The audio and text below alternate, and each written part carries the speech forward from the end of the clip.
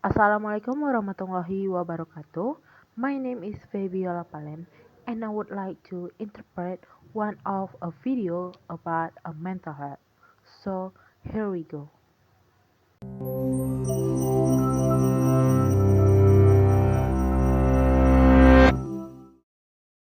Depression is the leading cause of disability in the world. In the United States, close to 10% of adults struggle with depression. But because it's a mental illness, it can be a lot harder to understand than, say, high cholesterol. One major source of confusion is the difference between having depression and just feeling depressed. Almost everyone feels down from time to time. Getting a bad grade, losing a job, having an argument, even a rainy day can bring on feelings of sadness.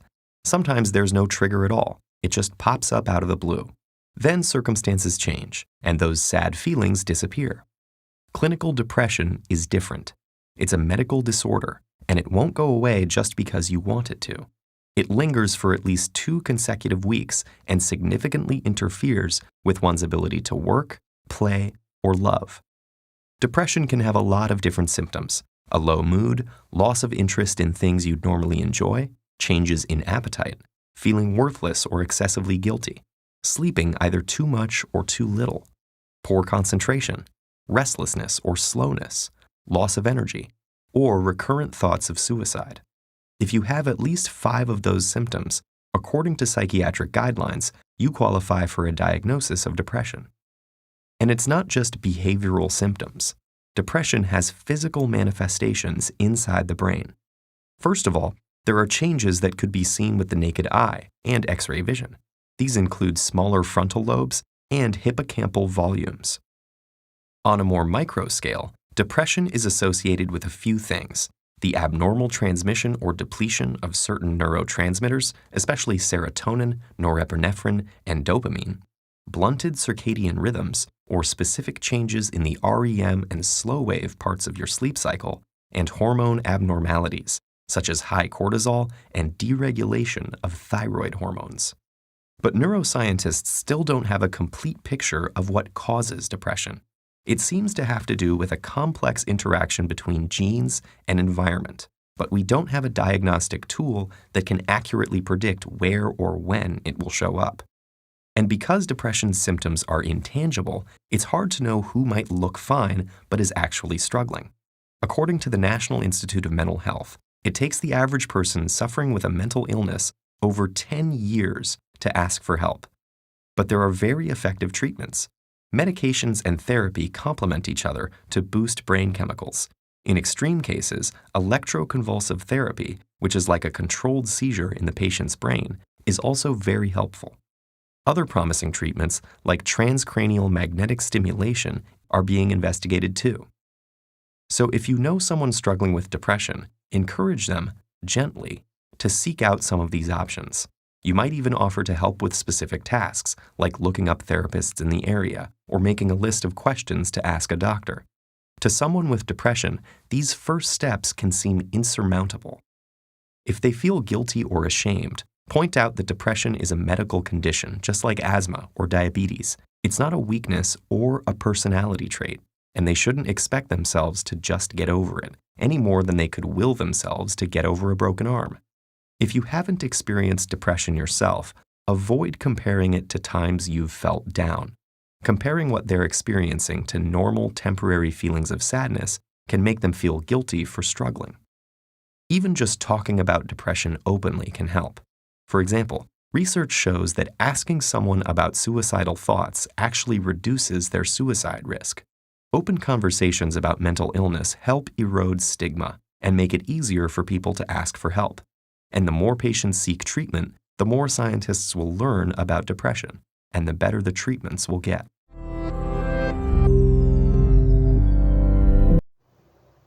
Depresi merupakan salah satu disabilitas dunia yang saat ini sangat marak terjadi.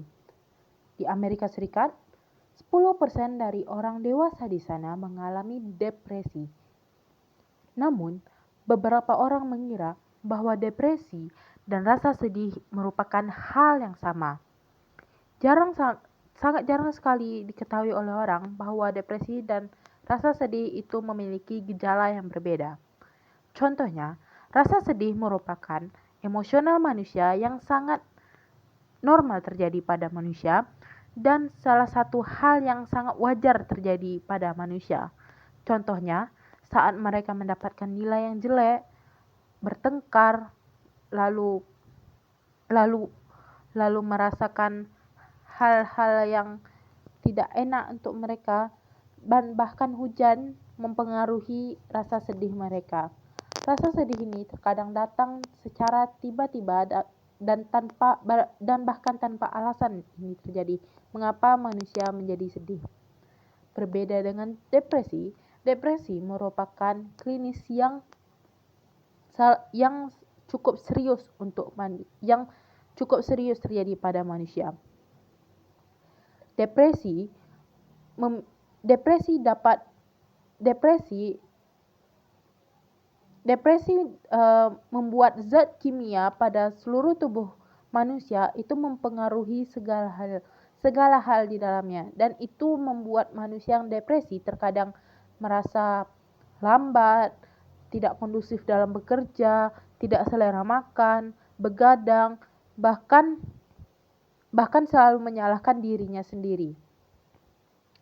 Depresi ini tidak sulit untuk ditangani karena depresi tidak hilang di dalam waktu yang dekat seperti 2 minggu atau 3 minggu. Depresi membutuhkan waktu yang sangat lama untuk mengatasinya. Bahkan ilmuwan menganggap bahwa depresi merupakan salah satu hal yang kurang dipahami oleh mereka. Menurut Mental Institute Mental Health,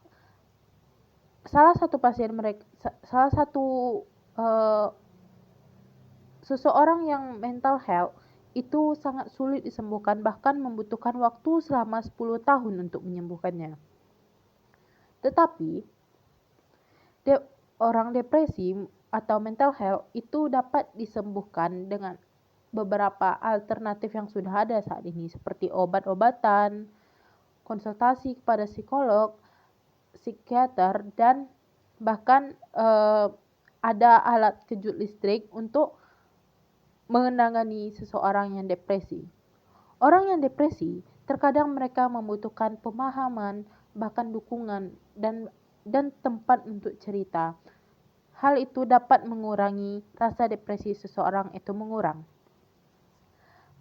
Sekarang ini, depresi itu dianggap sebagai hal yang lemah untuk manusia, tetapi nyatanya depresi bukanlah salah satu hal yang lemah, bukanlah penyakit, tetapi salah satu hal yang dapat terjadi kepada manusia jika mendapatkan tekanan yang sangat membuatnya kewalahan.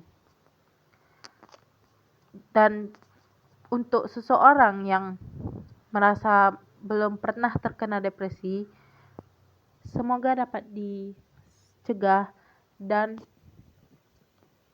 selalu sehat. Saya Febiola Palen, terima kasih. Wassalamualaikum warahmatullahi wabarakatuh.